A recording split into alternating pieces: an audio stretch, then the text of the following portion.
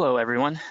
Thank you for joining this session today. It's part of a series on vacuum system design and installation. This one is entitled Dry Pump Builds. My name is Matt Murray. I work for the Marketing Communications Department at Edwards. We're going to get started in just a second, but I did want to take a moment to note that this is the third and final in a series of 3 webinars we've been giving. If you missed the past 2, it's not to worry. We have recorded those, and you can find them by visiting the link below in this slide or by going to the Edwards Vacuum YouTube page. Please keep in mind you can enter questions into your webinar control panel window. These questions will be fed to your presenter, Andreas, at the conclusion of the presentation, so he can answer those for you. So now I'd like to hand this over to Andreas Kobus, who will be presenting today. Andreas is Edwards' Business Development Manager for the process and steel markets. He has over 22 years of experience with vacuum technology for the chemical industry, having held various positions from systems and applications engineer to sales and business development. So with no further ado, Andreas, when you're ready, please take it away. Thank you, Matt. Thank you, and hello and welcome from my side as well. Thank you for joining. This third part of the webinar is called Dry Pump Builds. It's a section still tailored to the process and chemical industry. I would like to walk you through some design criteria for particularly dry pumps, but also some other popular pumps and where this is coming from. So if you look at vacuum pumps in general, you see there's a wide range of different pumps, gas transfer and entrapment pump, positive displacement, kinetic pumps. Edwards actually offers almost all of them. But for the process industry in particular, there is a set of rotary pumps, mechanical rotary pumps that I want to focus on today.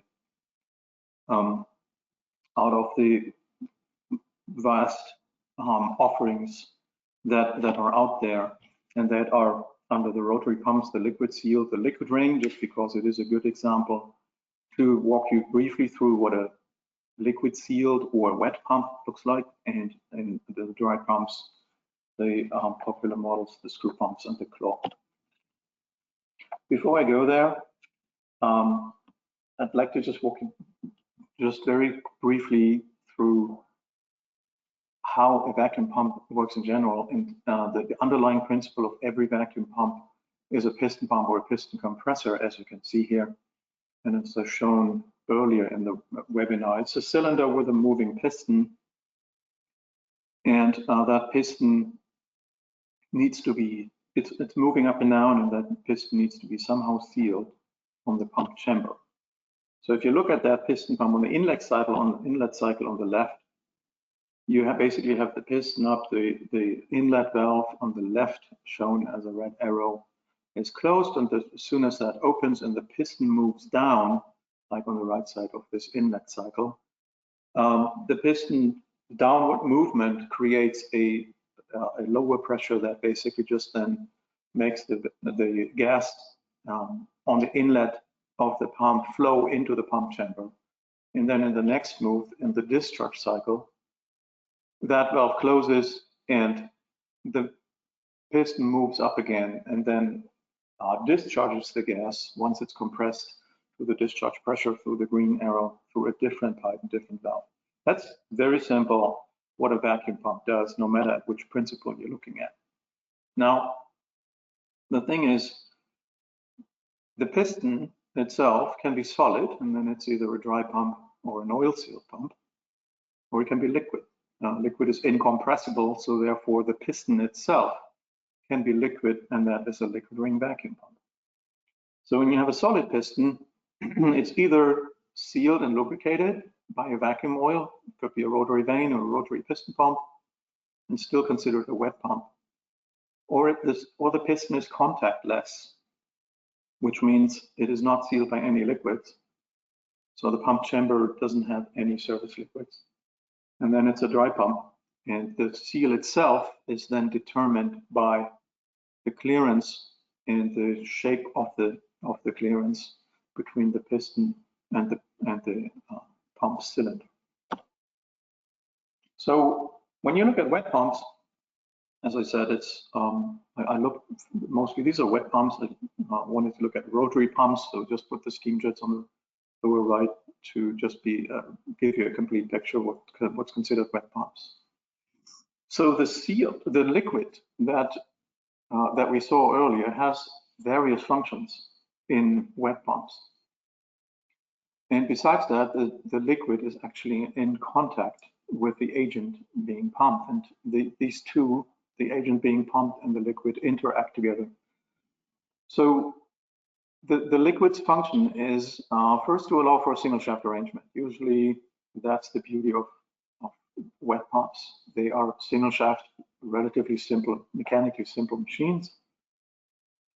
They seal the inlet from the discharge, acting almost like a valve, to act as a liquid piston like in the liquid ring pump, to lubricate the mechanism and to cool the pump. Out of the wet pumps, the most popular pump in the process and chemical industry is the liquid ring pump. Liquid ring vacuum pumps, just as simple, and you all know this. This is a more than 100 years old principle. It's like a workhorse of the industry, and that is for a reason. And I wanted to briefly walk you through it. So the impeller moving into clockwise direction basically just forces a centrifugal force on the liquid. So the liquid itself forms a pump chamber, and the pump chamber is this yellow marked room that has a crescent or sickle-shaped form, and you see this in almost every single shaft wet pump. That's typically for a compressor, how that looks like. And this pump chamber is being fed, so the gas is moving in and out of this pump in axial, means parallel to the shaft direction through inlet and discharge ports. It moves into this crescent volume. So the liquid ring is really forming the pump chamber itself. And I've tried to do this with these red patches to show you what the liquid ring is really doing. The liquid ring pump is a multi-piston rotating pump. So each of these impeller sections are basically acting like a piston pump. And turning this in clockwise direction, it starts on the inlet, basically pulling the pump chamber to larger, like the piston moving out of the chamber. And then just a little further down, it started to compress it again, and then compresses the gas in shaft parallel axial direction out of the pump again. That's how a liquid ring pump works. So I show you that because, well, yeah, this is a workhorse in this industry for a good reason. It's the only pump that is supposed to handle and does handle a condensate, a condensing flow, and it's just considered to be both the condenser and the pump because of the pumping principle. So it can handle liquid carryover very easily, although you can see that it's still a compressor. If you flood that pump, you basically hydrolock it. The compression force, I'll get back to that a little, but you can see that the compression force goes perpendicular to the shaft. It's a radial compression force, which ball bearings typically like better than axial thrust forces. But the gas moves, as I said, gas moves axial and parallel to the shaft. So shifting towards dry pumps, what this webinar is about, I just wanted to give you an idea what the difference is. So when a wet pump's service liquid has these three major functions: cooling, sealing, and lubricating. So how does a dry pump do that? Because it doesn't have a service liquid. So that drives the design criteria for dry pumps in the process industry. To cool it, a dry pump generally runs at higher temperatures, but cooling a dry pump is still a major design criteria. It's driving how these pumps are built. Sealing is, since it doesn't have a seal liquid, it's sealing through the rotor shape and the clearance and the speed of the shaft. and I come back to that. And it's lubricate. It doesn't need lubrication because the mechanism is contactless. So let's have a look at a twin shaft screw dry pump. This is an Edwards design in the small and mid-size ranges. And I want you to, I hope you can see that animation rotating. I would like you to take a look. The inlet is on the top and the discharge is on the bottom of this animation. So if you just fix your eyes for a moment on one of the sections and watch it going down from top to down, how this pump compresses gas. That's how screw pumps typically do that. So again, the mechanism is contactless. The clearance is relatively tight. You need to handle the temperature, and this pump needs to somehow handle compression forces. So these are the three major drivers, so to speak, for designing a process or chemical suitable dry pump. Clearances have to do with shaft speed and clearance, of course. Temperature has to do with compression heat and cooling. And compression forces have a lot to do with in which direction the compression forces act on the rotor. So these three elements go directly into features of the design, and they translate and determine efficiency, safety, and durability of the pump. So why is that? So let's have a look at clearances. You can imagine you give this rotor, this contactless machine, a little more clearances, so a little more gaps between rotating and static parts, and it makes it a little more durable to the process, whatever comes over it. If your filter back bursts on your filter dryer or you have liquid sludge coming in, it helps to not have super tight clearances. If you open this, if you open the clearances, you influence the leak flow. So imagine, again, this pump is inlet on the top, discharge on the bottom. By the way, I just used vertical arrangement because it's easier to show it in PowerPoint. It could be horizontal. It doesn't matter. The vertical or horizontal dry pumps, it doesn't matter. These pumps drain liquids through gravity, no matter in which direction they run. But I just thought it's easier to look at and understand. So it's compressed from top down. The leak flow is nothing else than, it determines the capability or the capacity of the pump. So since there is nothing in that pump that determines what the ultimate pressure could be, because a wet pump would basically end where the service liquid starts boiling, like on a liquid ring pump. That's the limitation. Your service water starts boiling, then the pump starts cavitating, and it's pretty much the ultimate pressure that it's determined. So here it wouldn't. What's determining a dry pump's performance is the leak flow. So the leak rate goes from the discharge pressure back to the inlet, driven by the pressure difference, and determined by the width and the geometry of the gaps. But there's another element that usually isn't been looked at, that screw pumps can handle brilliantly. They can run faster. So if you basically give this a little more clearance but speed this pump up, and the reason why screw pumps can run faster is the rotating mass is so nicely close to the shaft axis. So almost no other pump has that. So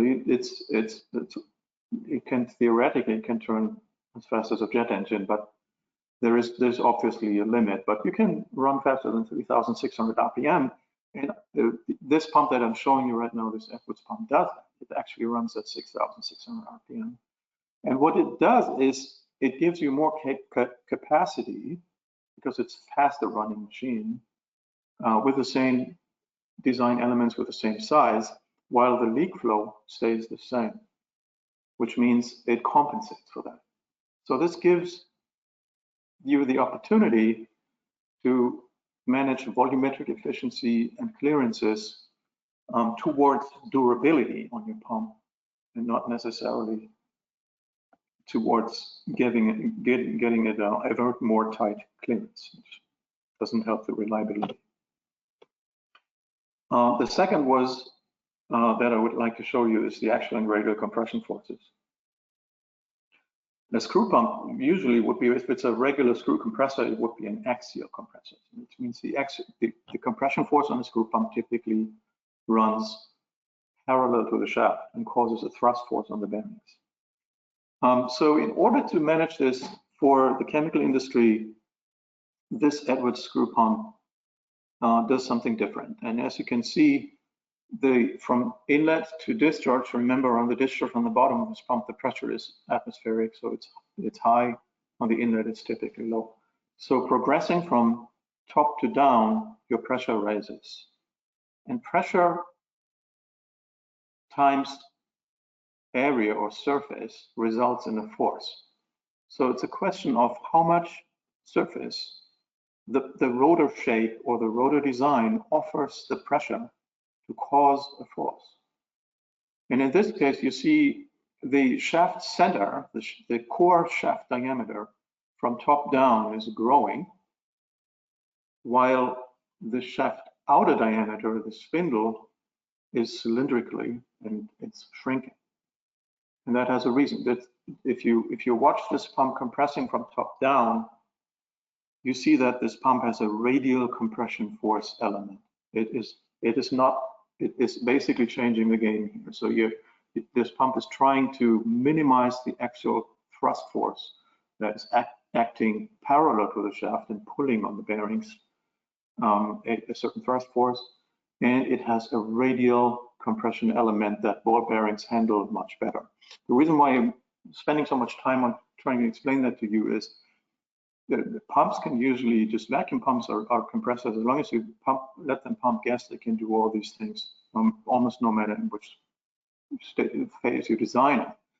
But imagine this pump gets a liquid slug or needs to get flushed or has to handle solid carryover or whatever comes from your process that a dry pump or any vacuum pump needs to deal with, because vacuum pumps interact very intensely, as we've seen in webinar 1 and 2, with your process. Then it can happen that the compression force is getting excessive on that pump, and then it helps a lot to have a machine that so nicely distributes the compression force towards what the bearings take best.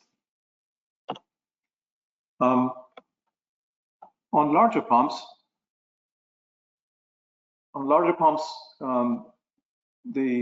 you have the opportunity to, as shown here, to get away with axial compression forces altogether and have a machine that takes gas from the inlet and distributes and discharges and compresses gas to both shaft ends. As you can see, the axial compression force eliminates itself. That's exactly the reason why you want to do this. The last part is the temperature. That is a tricky thing for dry pumps. As I said earlier, a liquid ring pump is the only pump that you can deliberately have either a liquid carryover or a mist or some sort of liquid state running with it and deliberately use it as a condenser and a pump. No other pump can do that. So let's face it, if you pour liquids into a dry pump, it turns into a wet pump.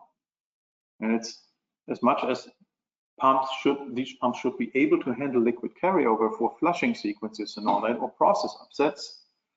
I would never recommend to have a dry pump running with a constant flow of liquids and carryover into it, because that has a simple reason.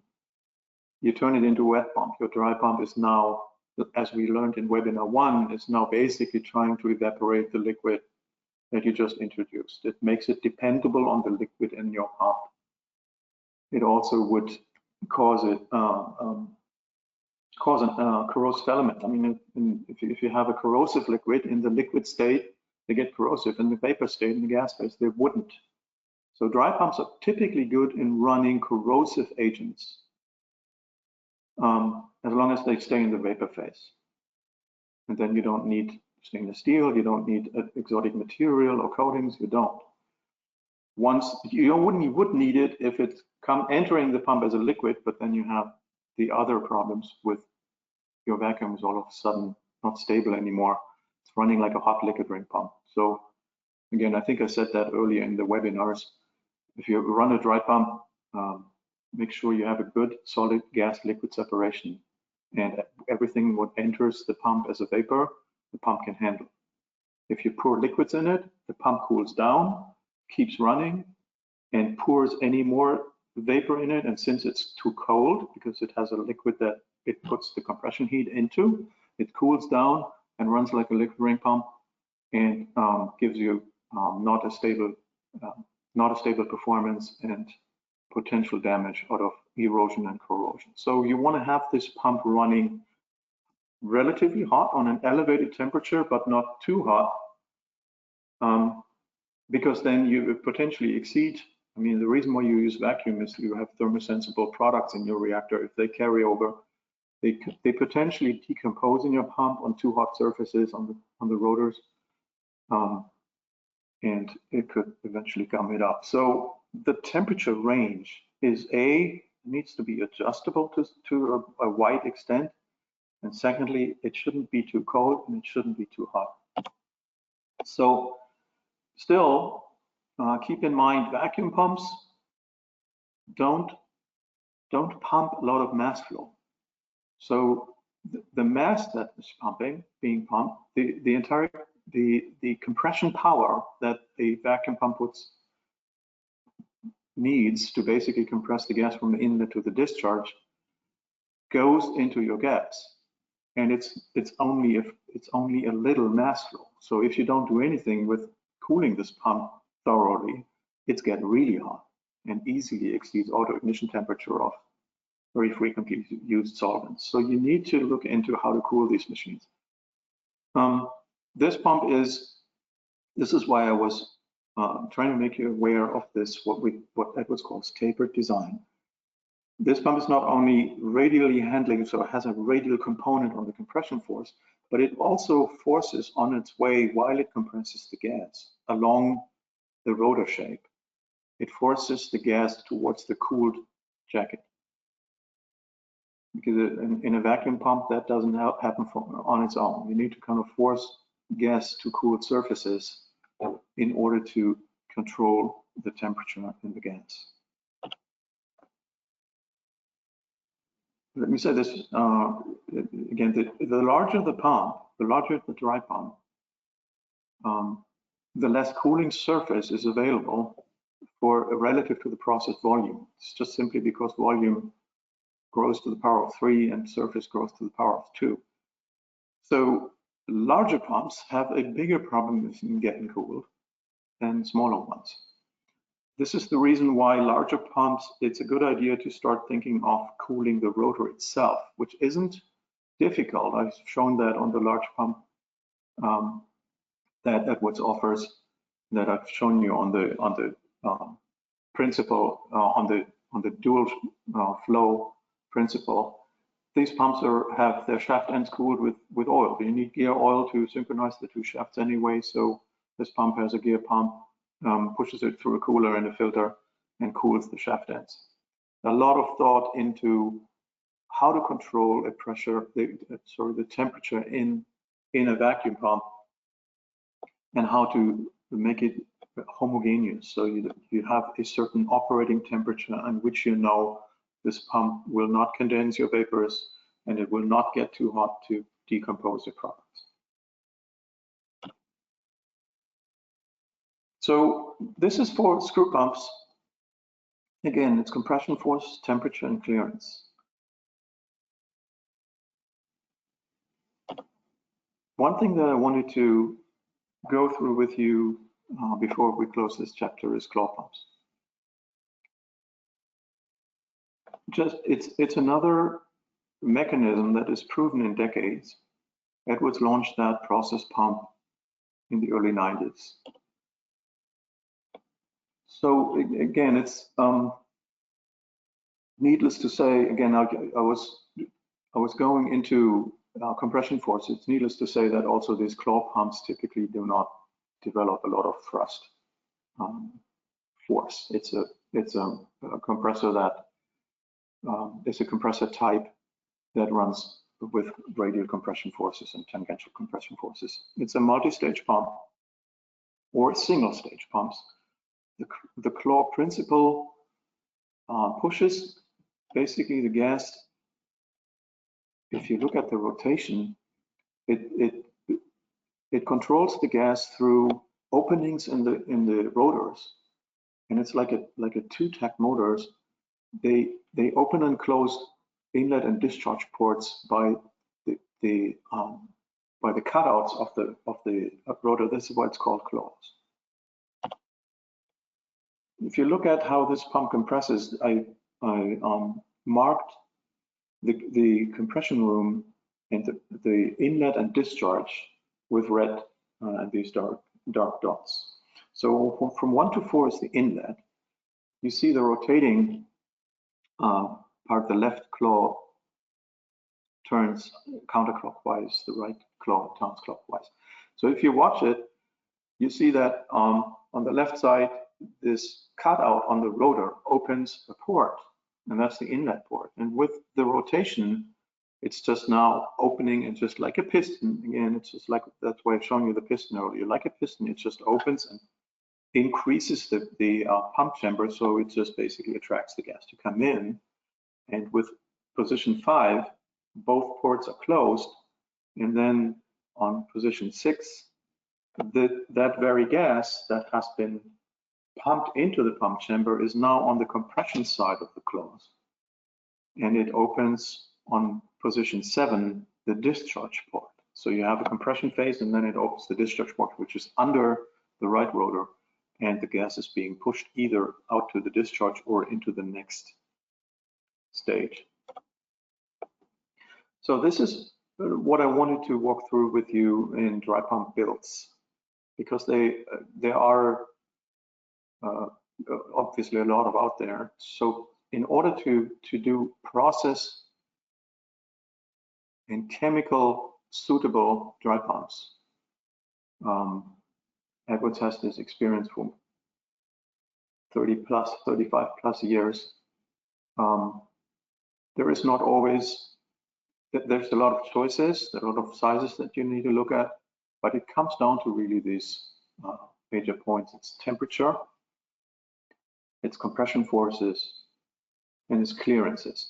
So these pumps basically coexist. They're equally reliable in processes. It's not like the one pump is more reliable than the other. Claw pumps turn 3,600 RPM. Screw pumps typically turn faster because they can, and make it more efficient. Claw pumps have a larger or wider temperature range. You can run them on if needed, and sometimes it is, in order to keep a high boiling vapor in the vapor state in the pump. They can run at very high temperatures. It means the cooling jacket can run very hot if needed, and that's just basically that upper end, where claw pumps have a little wider temperature range. But other than that, these pumps have all their place in this industry. So with that explanations, I would like to close this webinar, Dry Pump Builds. I hope I was able to give you an idea what counts on dry pumps in general. As I said in webinars earlier, if you want to make your dry pump happy, make sure what enters the pump is vapor, and never run it with a closed discharge. With that, and very much thank you for listening in and for joining, I give it back to Matt for questions. Thanks, Andreas. Okay, I have question 1 from Dave. How would you address a volatile component with a low auto ignition temperature? How would I address? How would you address a volatile component with a low auto ignition temperature? That depends how low the auto ignition is. It's a low volatile, which I'm assuming, what's 2 things. I'm assuming if it's low volatile, means it's not a low boiling point, it's a high boiling point. with a low auto ignition temperature.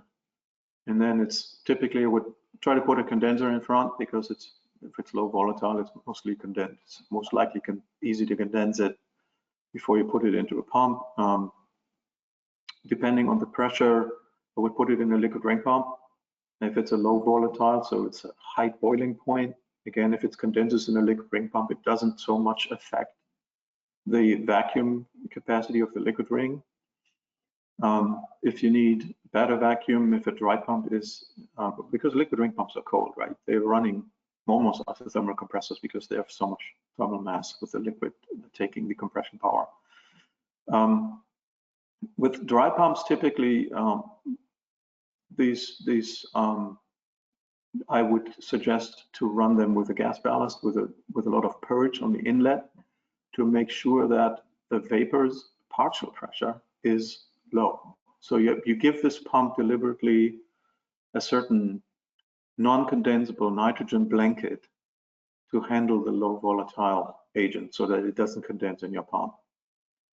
And in doing so, again, auto ignition temperature is an issue we should talk about. It typically, dry pumps are not that hot that they reach auto ignitions. They can run in T3 and T4 classes. So it would be interesting where that auto ignition is, if it's a special agent. But if it's really a concern, a liquid ring pump. Hope that answers the question. Great. This one is from Jeremy. Is air leakage into a system under vacuum generally sufficient to create a concern for fires or explosions, assuming adequate organic vapors are present and the operating temperature is above the organic's auto ignition temperature? Well, air leakage is, I mean, it's auto ignition or ignition is just happening. Usually the data is for 20% oxygen, so like air. So on the vacuum side, usually it isn't usually an issue because the ignition windows, the concentration or the composition windows of an igniting mixture, it's just basically shrinking down in the vacuum typically. So under a decent vacuum, even highly flammable ignitable mixtures are not ignitable. So you better look at the discharge and the conditions that you have on the pump. Again, if you have an excessive air leakage, so a sudden air leak or something, that would be a secondary concern. On your normal operations, you wouldn't find that. And again, giving the pump itself a nitrogen bleed helps with both lowering the partial pressure of your vapors coming over to the pump, so you can prevent condensation if needed, and you just lower your oxygen concentration. But again, keep in mind, dry pumps are contactless machines. They're not considered ignition sources unless you have proof that you have an ignitable mixture that and the pump offers a surface that hot that it is auto-ignitable. Other than that, dry pumps in their normal operating mode are not considered ignition sources. So they're non-contacting pumps, okay? They don't cause sparks.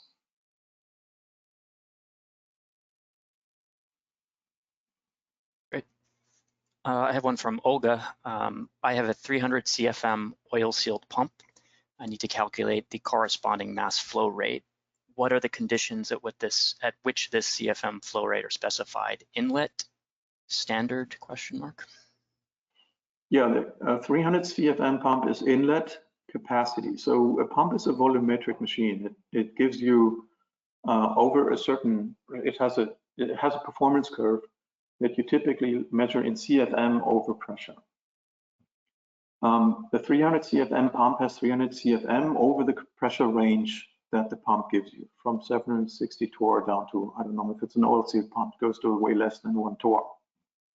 And it typically, assume for a moment, it has this nominal capacity over the entire pressure range, 300 CFM.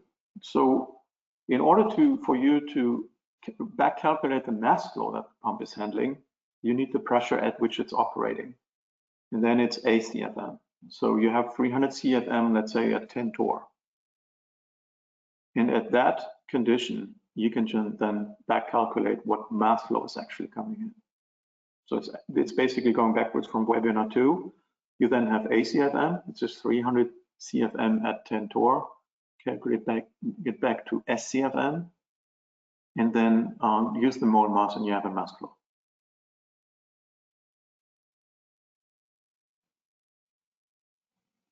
Great, thanks, Andreas, and thank you everyone for joining the series. We appreciate it. As mentioned, the previous 2 sessions will be available on our YouTube page along with this one. So we appreciate you joining us. Hope you found it useful, and have a great rest of the day. Thank you very much from my side as well. Thanks for listening, for your time.